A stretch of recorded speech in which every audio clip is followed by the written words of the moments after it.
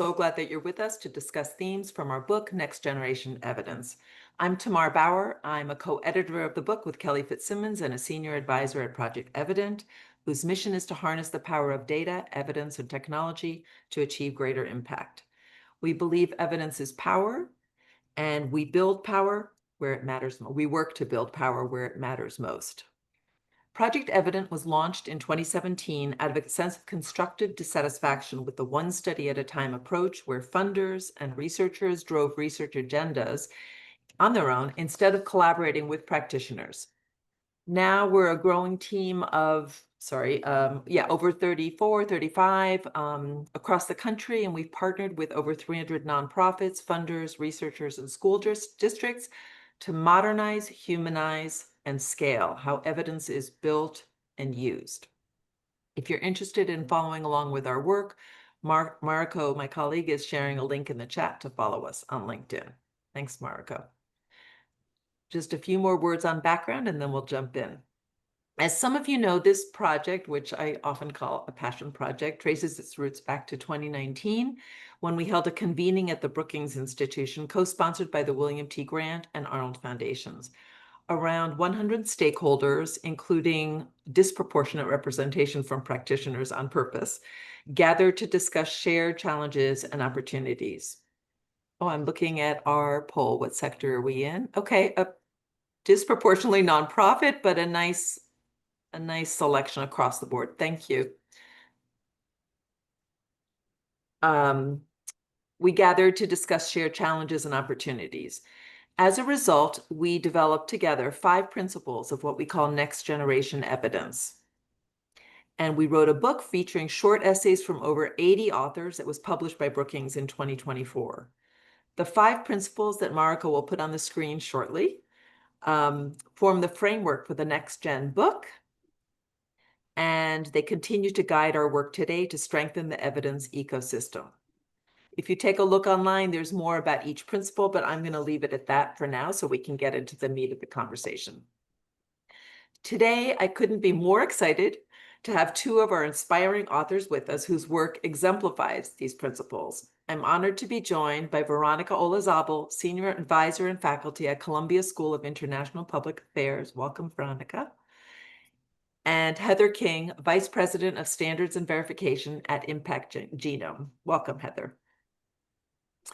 An enormous thank you to both of you for your evidence work and for your leadership in this space, for your contributions to the book, and for joining us today. I'd like to invite each of you to share a few words about what brought you to the work. Heather, let's start with you, and then Veronica. Yeah, thank you. I'm very excited to be here. This is work that's really important to me. I actually started out as a beneficiary of social programs. I'm the first in my family to graduate from high school, and I was very motivated to pursue a path in education. I went to graduate school at University of Chicago and was in a doctoral program for biology, actually. So I started out as a biologist.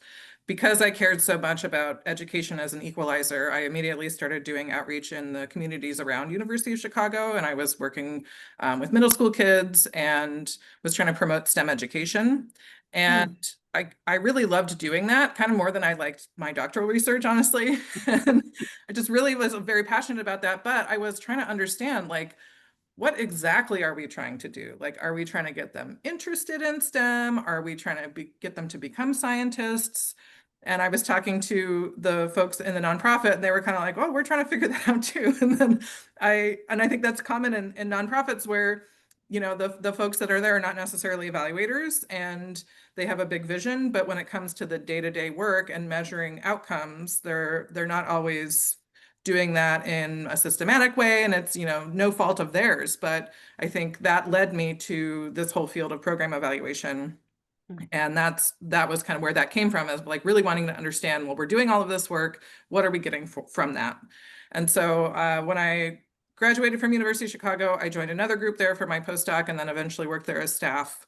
It was called Outlier Research and Evaluation, and they were very interested in STEM education also, and research and evaluation around that.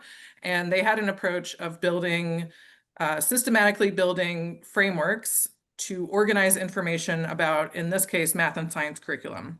But the idea was like all of these curriculum, they have the same pieces, they're targeting the same type of content knowledge, they all have pedagogical practices in them, and we talk about them as though they are units, individually. But if you unpack them, they have a lot of the same things. So why don't we make a framework that organizes those things and then can be applied to any math or science curriculum? And then you can do a lot with that. You can study implementation of those components. You can understand, well, how is this curriculum being implemented? And how does that connect to outcomes?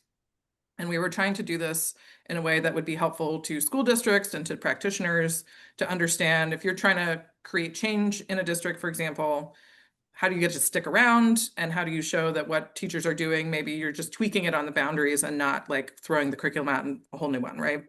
So that's what I was doing at UChicago. I eventually ended up working as a evaluator internally at a nonprofit for a few years, and we were asked by one of our funders to fill out this reporting form. And it was a standardized form with standard definitions of outcomes and standard definitions of components. And it was allowing us to compare ourselves to others in our space, like peer programs. And I knew exactly what they were trying to do because that was what I had done at University of Chicago. And I was like really excited about it because it was bringing that to the nonprofit space. And so I like called them up and I had a lot of feedback for them, and they were like really cool about that. Like, wow, okay, that's really good. And then eventually I ended up working for them. So that's Impact Genome Registry, and they're essentially trying to do the same thing, have a common language for social impact outcomes and for components. And then if we can get everyone in the sector reporting against that, it's kind of like the Common App for colleges, where funders are generally asking the same questions. Let's create a common language around that. And then that unlocks the ability to use all of this information out in the world that's right now kind of like you were saying, Tamara, study by study. It's kind of same for nonprofits, like report by report by report, but we can unlock that and bring it all together. So I find this like really, I'm really passionate about this because it's a way to like make those services that I benefited from, like help those folks better tell their story, get more funding, improve, and just make sure that resources are going to where they need to be. Thank you so much. It's wonderful to hear. Veronica. Sure. I'm originally from, well, actually, I'm originally from New Jersey. However, my family is from Peru. And so I was first American in my family, first American to move through the system. And through that, I've always had this connection to really wanting to authentically, truthfully improve outcomes for people all over the world, people in the North, the South, and particularly in areas where resources are very scarce. I'm going to build on Heather's rationale a little bit and start from also a scientific perspective. And so like many of you, probably many of us working in the data and evidence space, I too was trained as a researcher and a scientist. And from as early as grade school, you probably remember this, and if you don't, I'm going to remind you. Kids went through this through grade school, and they're much younger than myself. But we're basically taught what is called the scientific method, which means we're trained to observe, we're trained to hypothesize and prove and disprove. What we don't often realize in that training is that it conditions us to look for proof above all else. And that, I believe, creates a cognitive bias where we focus on whether something is true rather than whether it's useful or timely or relevant for decision making.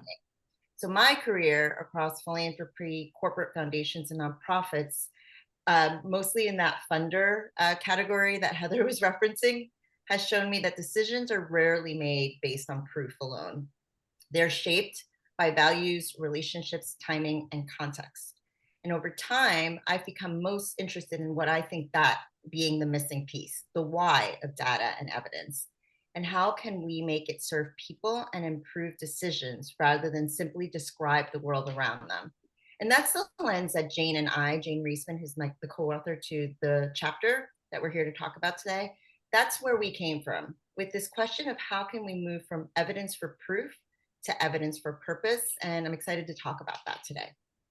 Oh, I love that phrase. Thanks, Veronica. Okay, let's jump in.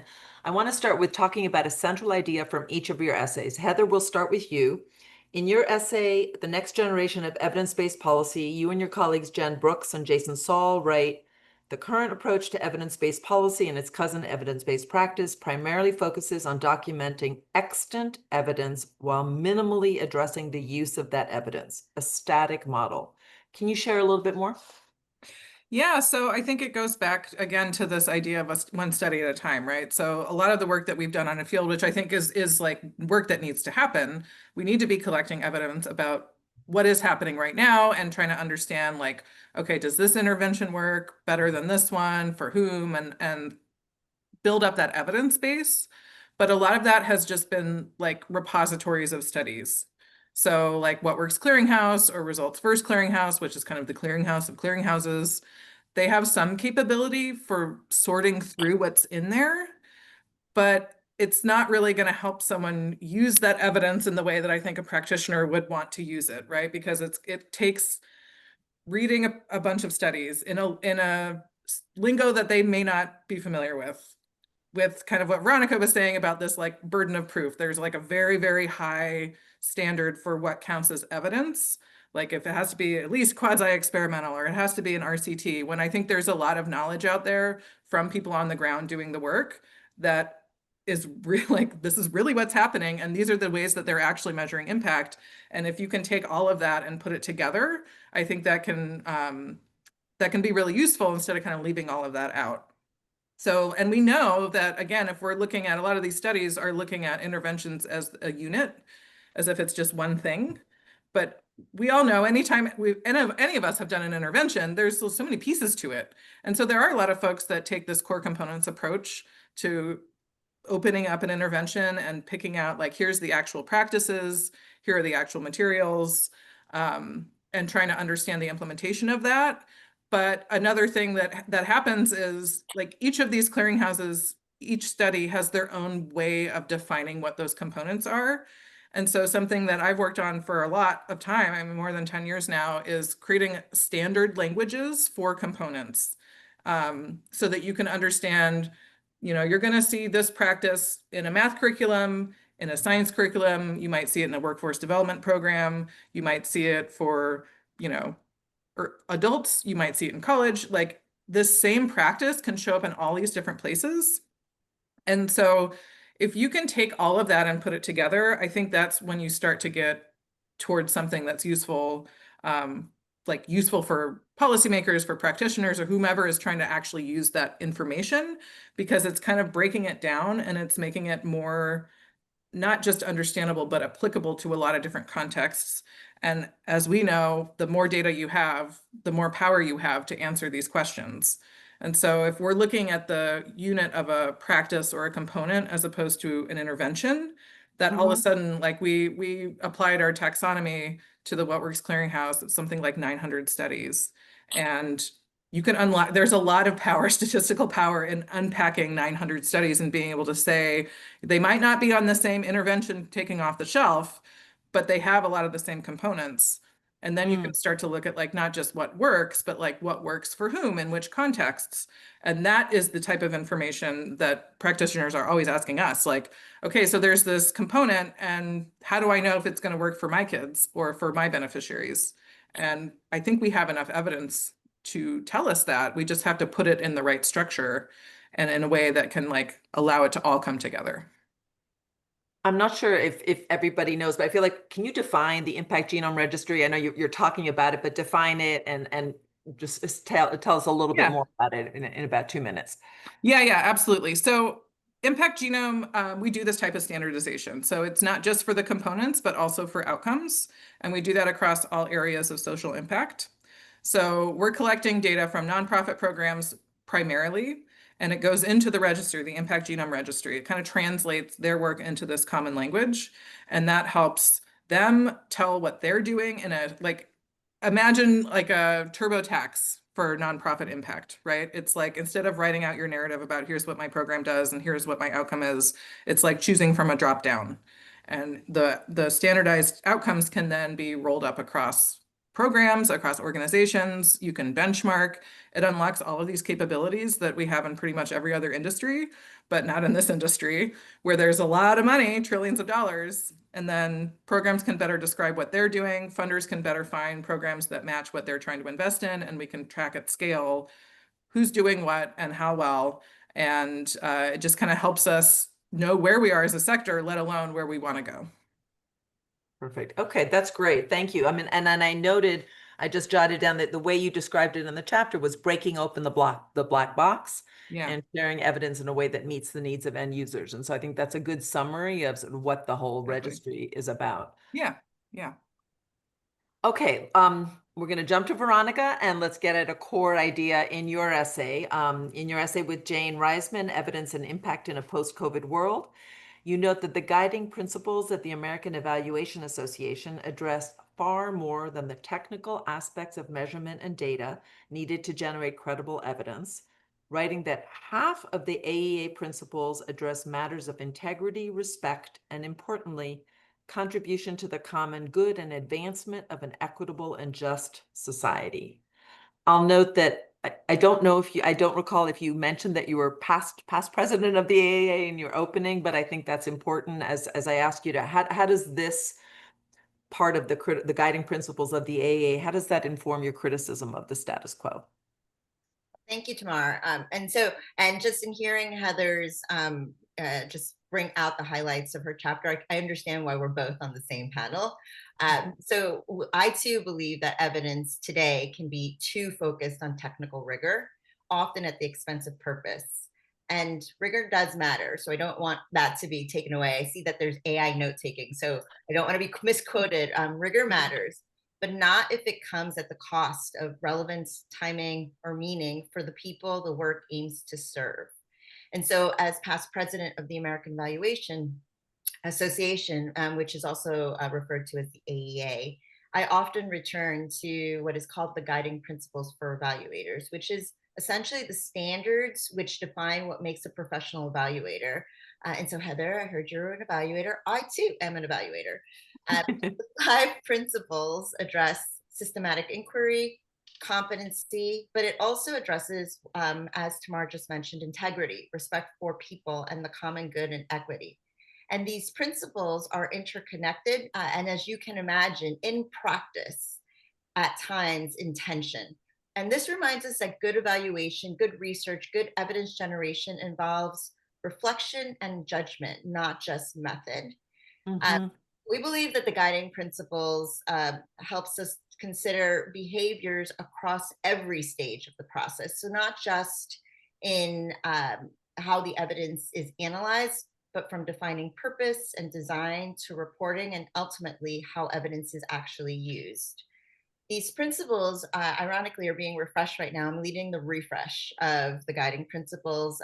We'll hope to launch them at the AEA in Kansas City in November this year, but it makes this conversation quite relevant.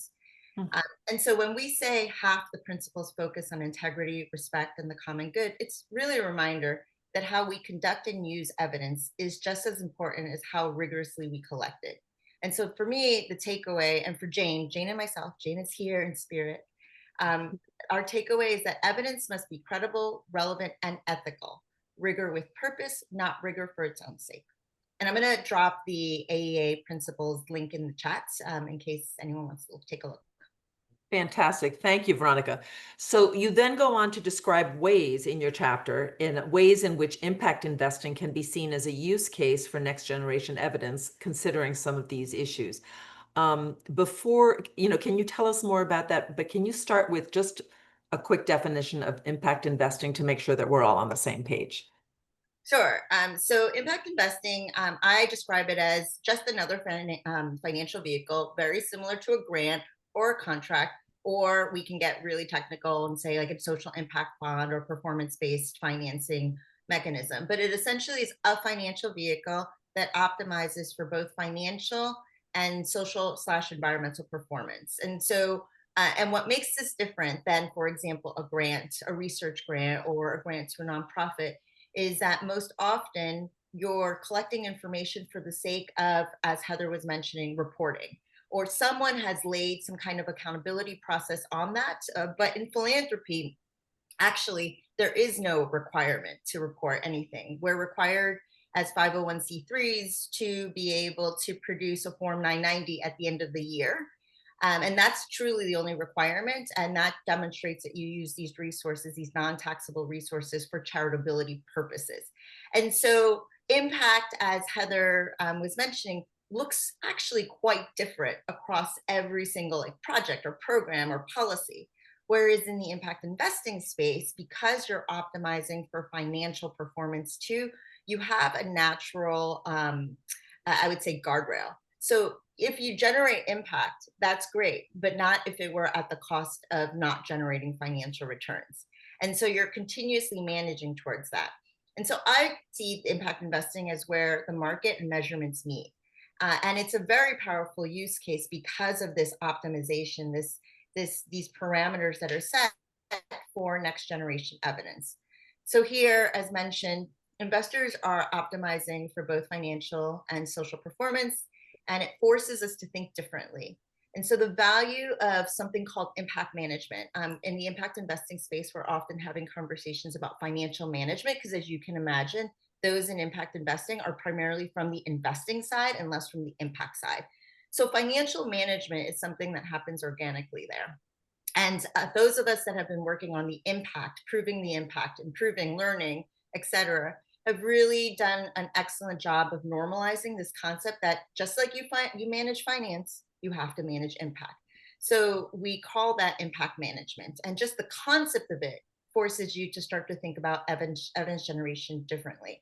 And so one concept that I think is a really good example of this is when we start to think about impact in the nonprofit sector, we often think impact means one thing, usually the outcome or the impact of the end of a long chain of your logic model, your theory of change, et cetera, et cetera. Yet in the impact investing space, they really take a very different perspective on what impact is, because of what Heather mentioned earlier. For the most part, most funders or investors want to know a couple of things, but it's not just the what, it's things like the who. So whose lives are improving, how much, what is the contribution of the investor investment to that change, and what are some of the impact risks that might affect the actual ability to achieve those results. So evidence throughout the process of a particular project or investment or transaction becomes relevant, timely, and actionable as you answer these 5 dimensions of impact. And I would say this approach helps us move beyond just basically saying whether something worked or didn't work, and essentially proving results that I started speaking with, towards managing performance across your systems. And so I think it demonstrates how data can align purpose and performance by ensuring capital flows where it can be do the most good, while also, very importantly, minimizing unintended harm. And so to investors, impact may mean risk-adjusted return, whereas to communities, it may mean well-being, livelihoods, and sustainability. And the evidence allows us to bridge across these perspectives, helping markets operate from both an accountability and empathy type of perspective, while optimizing for what we would describe as value creation across people, communities, and profit. So that's a game changer, Tamar. It really— Yeah, no, that's fantastic. Let me jump right into, you flagged 2 areas that need more work in this space in the chapter. Stakeholder engagement, which I think we all understand, although it can be from different perspectives, it means different things, but also externalities, what you call externalities. And I'd like to dig into that second one for a few minutes. If you could talk a little bit more about it. You write the data requirements and the evidence used to inform decisions are based on narrowly focused financial data at the expense of valuing impact, either positive or negative, that have global consequences. That's a pretty, I read that, I thought, okay, this is something that is really significant. So what data do you think should be included, and how would your proposal be a game changer in this space, as you say? Sure. So I'm actually going to put on a different hat now. As I talked about impact investing, but I'm going to transfer that same logic into my most recent experience, which is working for a corporate philanthropy focused on sustainability and ESG. These areas are very popular these days, and we can talk a little bit about why. But across both these areas, two things that are quite critical for managing evidence responsibly, as you mentioned, is certainly engaging in what we call the interest holders. So everyone who has an interest in the results, the evidence generation piece, and accounting for another word for externalities is unintended consequences or negative impacts. And so first, let's look at interest holders, because I do see them as different. I know that we are all, have been trained in thinking about our communities and our participants and our beneficiaries, and us in the science and the evidence generation and social space have often debated around what do we call these groups of people. And so when we think about engaging interest holders, from this perspective, from a corporate perspective, we're essentially engaging their markets. Their markets in terms of where their products and services will be sold. And these are people and communities that affect their decision making. And so their perspectives really matter in terms of defining what is relevant and meaningful. And it's not something that happens at a post point perspective, but actually is critical to being able to design projects, strategies, portfolios around what is meaningful and relevant to communities. And then the second piece is on the externalities. This matters because in the corporate sector, we're just like in the impact investing sector, we're optimizing for both social and financial performance. In the corporate sector and in the CSR, corporate philanthropy, these sustainability areas, we're optimizing for evidence alongside reputation and risk, which is quite different than, again, if you're just in the nonprofit sector. And we're trying to integrate both around what's working and what could cause harm, also at the front end of our decision-making cycle. So this pushes us to ask not only about the good we achieve, but also about the potential harms that may occur along the way. And it almost naturally integrates a safeguarding perspective. And why I think this is important, and just to pause here for a moment, if you look at the evidence, and perhaps Heather and the Impact Genome could tell us this, most of the interventions that we have engaged in have probably failed, have probably generated unintended consequences, but we as researchers are, again, blinded. We're really looking for what's working. And so we don't want to be putting people in harm's way as we're trying to make community services better or more impactful. And for corporates, this is really important because if the community is affected in a negative way, it affects their bottom line.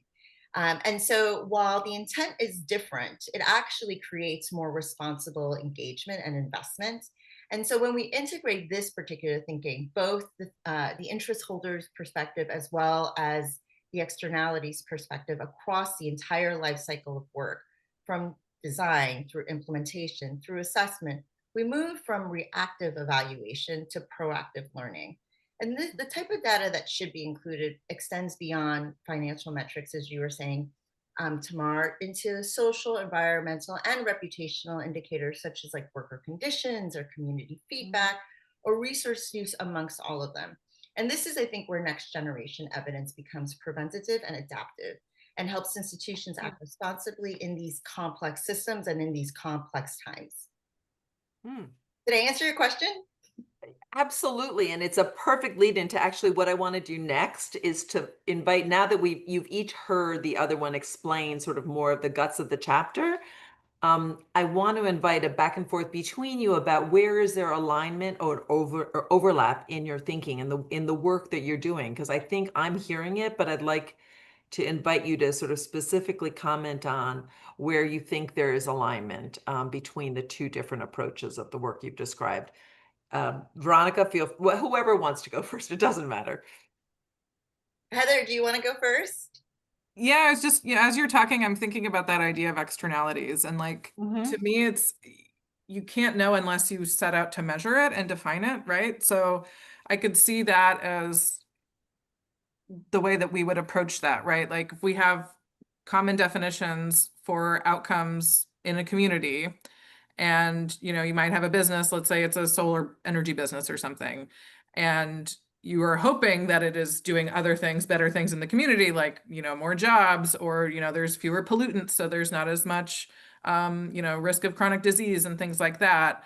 If you have like a standard definition and a standard way of tracking those things, I think that could go a long way in understanding what the effects are. And if you're seeing negative outcomes or no movement, then that can help you know as you're going, because, we would ask the reporting to be kind of regular, right?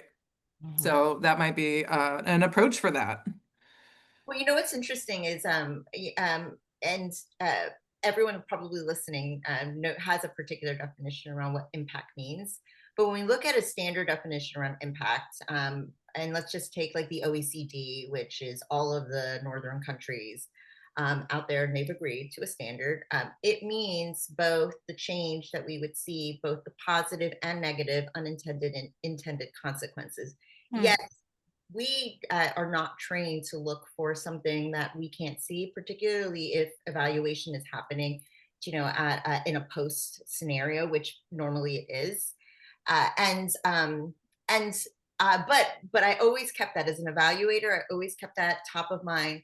How am I thinking about this? And as I started moving across all of these various actors, different tools can be used, as you just mentioned, Heather, but it's still very challenging. So not until I actually worked at a corporate philanthropy that took this piece, the negative and the unintended, so seriously, did I work with an actual risk expert that developed a risk and resilience framework that we use to screen, that we use to integrate, that we use to integrate, then use for monitoring purposes.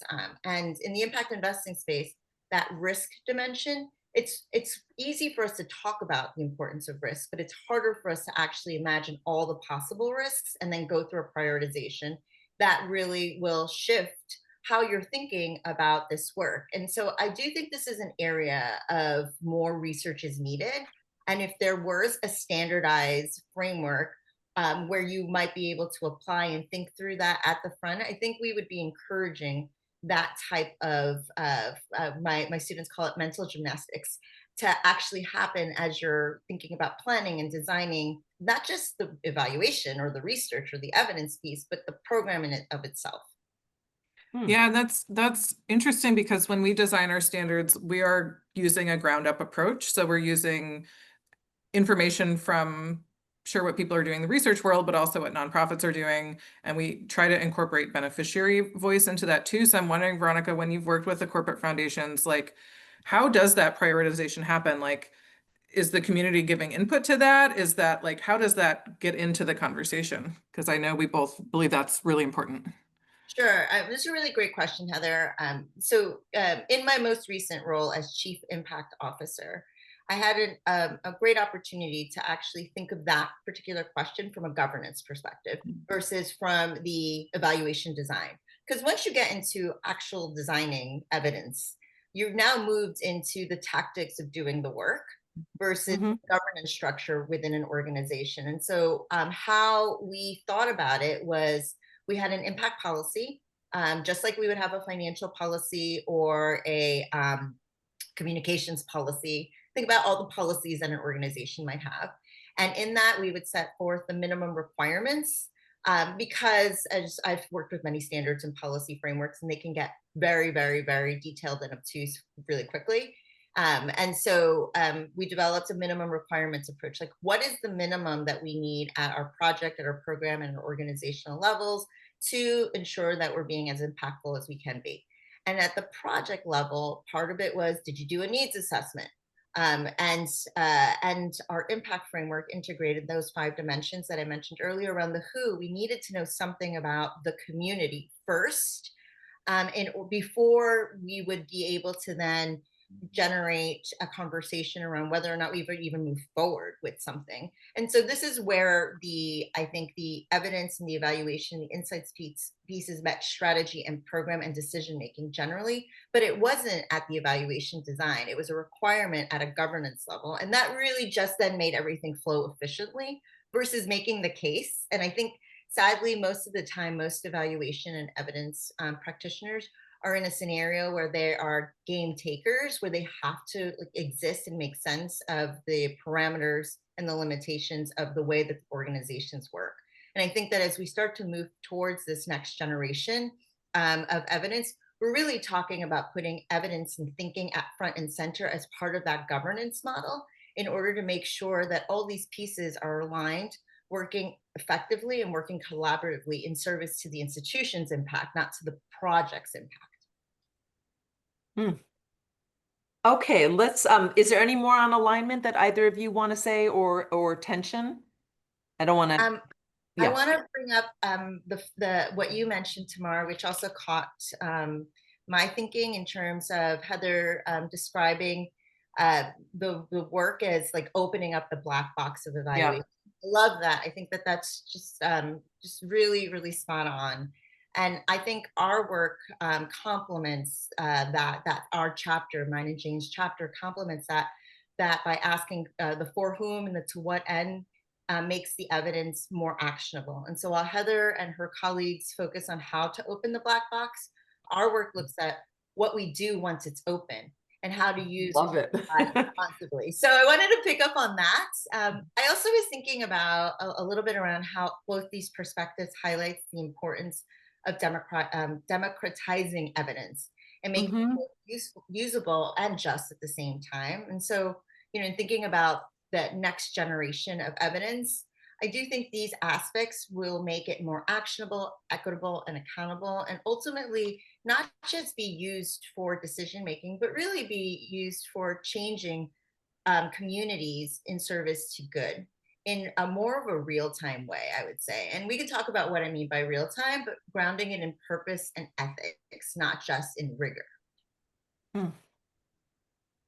Beautifully said. Thank you. I'm now going to just, I want to ask a question, ask both of you a question about the scale of the work, the status of the work, like how, yeah, what's the current status and scale of the work? Let's start with the Impact Genome. You know, how many projects? I don't have a sense. And then Veronica about impact investing, which is obviously a very, very large space in the world. But it would be good, I think, to give people some concrete parameters. Yeah, so we have a couple streams of work. So we have our research work, which is grant funded, and that is creating the frameworks, applying to research evidence, doing some of these meta-analyses of like what works for whom, where. And we've had a number of areas that have been funded for that, like childhood obesity prevention, K-12 education, early childhood, college and career, financial health, social capital, trauma-informed care, falls prevention. And those have been funded by NIH, CDC, Chan Zuckerberg, Lincoln Financial Foundation, Mass Mutual Foundation. There's a whole host of folks, both in the government space and the corporate space, that are really interested in doing this work of understanding like what evidence is out there and how do we start to use it in a more kind of practical way. So that's one stream of work. And then we have a lot of corporate clients where we're using those frameworks, we're gathering information from their grantees and translating into that common language, and then allowing them to understand, well, here's what I'm investing in my whole portfolio in a very precise way in terms of outcomes. And then you can benchmark and you can compare to the rest of the sector. Okay, if I'm funding financial literacy, okay, I have all these numbers for my grantees, but how do they compare to the rest of the sector? And because they're using that standard definition of what it means to achieve that outcome, you can easily do that, right? Yeah. So we have a whole bunch of corporate clients, Bank of America Foundation, Royal Bank of Canada, Lowe's Foundation, Moody's, BMO Harris Bank, Delta Dental, Raytheon, ATB Bank. They're all adopting this, and it's really kind of taking off because I think there's more and more pressure for everyone in this sector to be able to say, here's what I'm doing and here's what you're getting from the investment, and for, you know, corporations to justify to their boards like, no, we are actually moving the needle on these things, and here's some data to back that up. The registry includes 2.2 million charities from the US and Canada that have been tagged by their standardized outcome. And we verify of those on average, in terms of spending, about $3 to $4 billion a year. And we're really seeing this shift of more and more folks getting interested and saying, I want to be able to compare to everybody else in the sector. So not only do I know where I am, but like, how do we get better, all of us? So it's trending towards greater use, more and more people join. That's okay. Fantastic. Thank you, Veronica. So I'm going to pick up on some of the points Heather just made, but take a bit of a step back just to contextualize the scale question tomorrow. And so, you know, when we think about the scale of capital flowing to social and environmental impact, that has changed dramatically. I'm going to say in the past decade, but I'm going to also emphasize in the past year.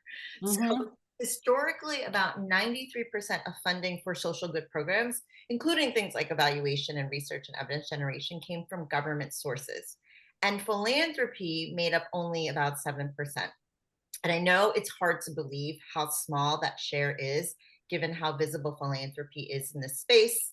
But it starts to drive an understanding, I think, of why philanthropies fund what they fund, and research and evaluate how they do so, because they're a very small part of the broader market share. But when we take a fuller look back and look at the full capital stack, the picture starts to shift, as Heather was mentioning, in terms of some of the clients and questions that are being asked from who. So impact investing recently reached about $1.6 trillion just last year. And the broader private sector market sits in the hundreds of trillions of dollars. And so the implication is clear. The private sector and blended capital are now shaping how impact is financed, measured, and managed.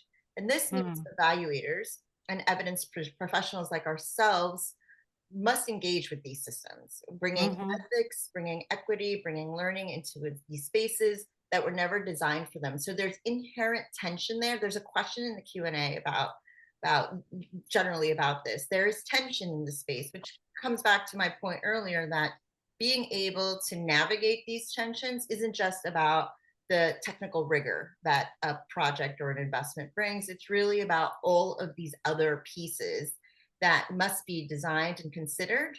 And so I see it as both a challenge and an opportunity to embed things like relevance and transparency and accountability into how all forms of capitals measure and manage impact. But I do believe that is the new reality that we're living in. Okay. I am going to do a last question. Since we're getting questions from participants, I want to be able to turn to them, but I have one more question that I'd like to ask you guys, which is, you know, there's a lot, right? We've talked about a lot of things, but can you identify one or two, but one or two actionable steps related to the work that we've been talking about today that you're passionate about, but that you feel is too often really overlooked, either by funders or researchers, or potentially by practitioners as well? Just something that you're, you know, it's just driving you a little bit crazy that this thing is being overlooked when it's a fixable, actionable step. Yeah, I'm going to keep beating my standardization drum. Okay. I do that a lot. But, you know, I've been encouraged recently that we've been getting interest also from governments for the reasons that Veronica shared. Yeah. And that's always been a frustration of mine, even just as a taxpayer, of like, okay, they're telling us we spent X amount on this thing, but nothing about what happened and what we got for that. And to be able to do that at scale, you need to have standard definitions for the value that you're bringing to a community, basically the outcomes, right? And so I think that is something where nonprofits or others that are getting government funding have been asked and told for the past 10 or 15 years, like more data, more data, more data, but it doesn't roll up into anything. You can't compare it. It's in these PDF reports. No one can tell you, here's what we did at scale, until you can translate all of that into a common language to define, here's what this outcome means. And so to me, that's like a very fixable thing where they're already collecting data. They already have it. And a lot of those government grants, they have a pretty high bar for the quality of evidence, right? So like, we just have to structure it in a different way. And then we can start to see, you know, just like we're doing for the philanthropic clients, like, okay, at scale, here's the specific outcomes that are being funded. Here's how successful we are at producing them. Here's how much it's costing, cost per outcome, not cost per reach, right? So that to me is something that I think is definitely doable. And I think it's really needed, especially as we're getting cuts to government funding. Like, we just have to be leaner. So, and then everybody needs to be able to say, here is what you're getting for your money. And here's why, I need to keep getting this because I'm bringing this very specific value to the community. Thank you.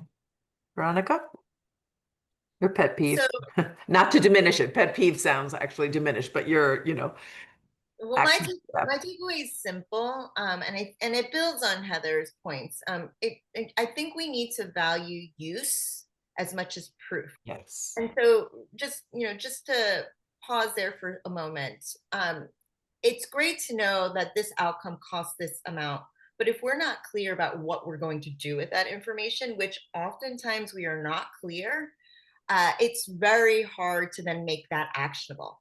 And so oftentimes we don't want to just know whether something worked or what worked, but why it worked, how it worked, as Heather was mentioning.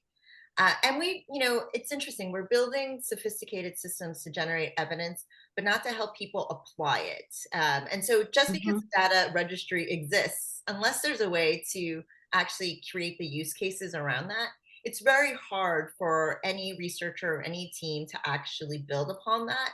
And that it almost incentivizes us to continue to research the same things and come up with different answers, which is fragmenting the space and not leading to the scale that Heather was describing.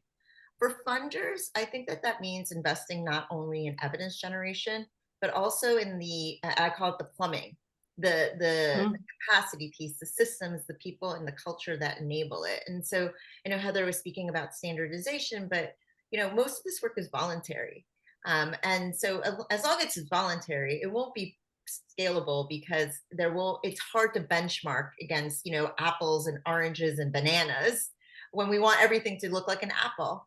And so I do think that there's a regulatory aspect to this, but we're far, far from that. I do also think that the next generation of evidence will be defined not by how much we know, but how effectively we use what we know to create equitable and sustainable outcomes. And so, when I think about the Genome Project, I think, wow, how efficient and effective would it be to just start from a place of evidence and then build from there? And so I do think that effectiveness piece is something that is critical to thinking about the value in the use. And that's how I think we're going to move from evidence for accountability to evidence for collective progress. Okay, good suggestions for the field, for people on the phone, on the call. You've gotten two very specific calls for what could be done better. Let's just turn to some of the questions in the room. I'm going to start with a very simple question. How can we access the Impact Genome Registry? Heather, just if you want to drop it in, or it's on our website, impactgenome.com. There is a public facing version of verified programs, but then the 2.2 million charities, that's through a subscription service. I don't want to plug that here more than that, but that's all on our website. Okay, perfect. And then a question for you both. When designing evaluations, how do we strategically balance the demands of methodological rigor, for example, experimental design, against some of the criteria of program relevance, ethical integrity, and alignment with purpose? Where does the optimal trade-off lie? That is the question. Yeah, it's like, well, thank you for the question. And would either of you like to take it?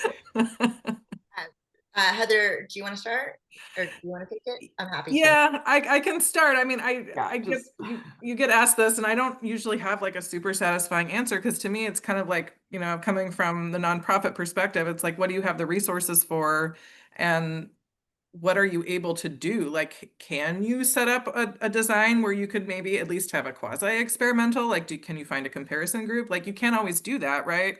So I don't know, if I were advising a nonprofit who was like, I have no money, I have no expertise, I would say, like, at least do something that is pre-post, so you at least have some kind of comparison. But it's very interesting working with nonprofits all the time where they're starting at is anecdotes, and like, that's what they have. And they're just kind of, we have to meet them where they're at in terms of like helping them kind of come up the ladder in terms of rigor.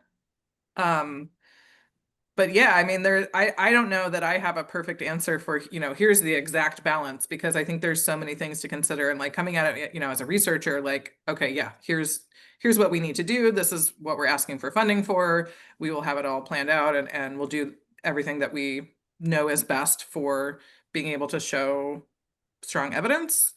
But when it comes to the folks like a community-based organization, they're not going to be able to approach it that way. So yeah, I don't know. I think that's a really hard question. So I'm just going to add, I really like that the question is asked, because oftentimes we're thinking about some kind of impact maximization approach. How do we maximize impact? And I think the question, the way that it's structured, is where does the optimal trade-off lie, which to me communicates that this is an optimization conversation and there will be trade-offs. Oftentimes the way I have those conversations with various different interest holders, whether it's the partner in the community or whether it's the program team managing or the leadership team having to make choices around where resources go, or in reporting to boards and shareholders, I often actually present options. Because you asked the question around the strategic balance. The strategic balance to me is exactly all of the variables that Heather described.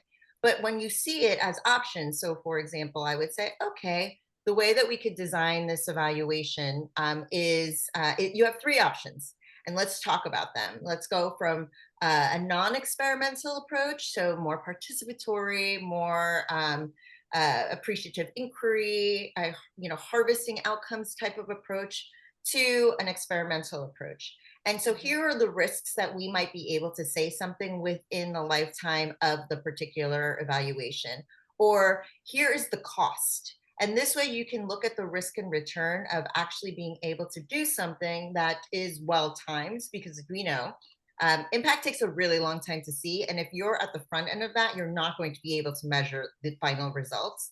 And so we're talking about an optimization conversation, and usually it becomes a conversation. And so that's when you bring expertise to decision making, because it's a conversation. It's not necessarily just an answer around the technical rigor that something needs to do to answer this question. It's a conversation. I appreciate that. And I'm just going to jump in with a comment here, which is that I think one of the things I've seen in the field is that there's an assumption that the most rigorous is always the best, or if you can afford it, you should do it. So simply put, like, if you can afford an RCT, do it. And I feel like that misses so many of the other factors. It's like obviously most rigorous in some ways, but there are a lot of other factors that need to be taken into account in determining what the right answer for this question. And you have to match the questions with the methods and context and all the other things that both of you have talked about. So that's It's also really risky. And when you're talking to impact investors and corporates and private sector actors, they're quite risk adverse. yeah. Actually, and they aren't willing. It's not good value for money. Like it comes to that conversation really easily. And so as people that have actually led experimental designs, you hate to be the person that needs to be at the end of the day tell you that you've just spent millions of dollars and can't say anything.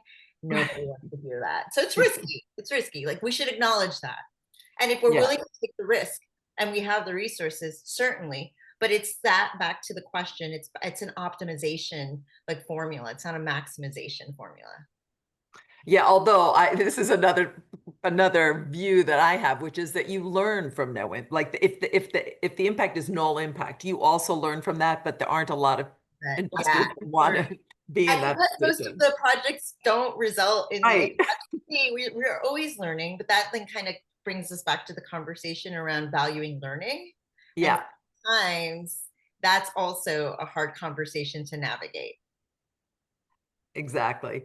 Okay, there's another question about how do you think about effective altruism, which sounds a lot like what you're discussing, and its association with long-termerism, which seems in practice to be in conflict with the goals you both seem to be working towards, such as actually helping real humans today.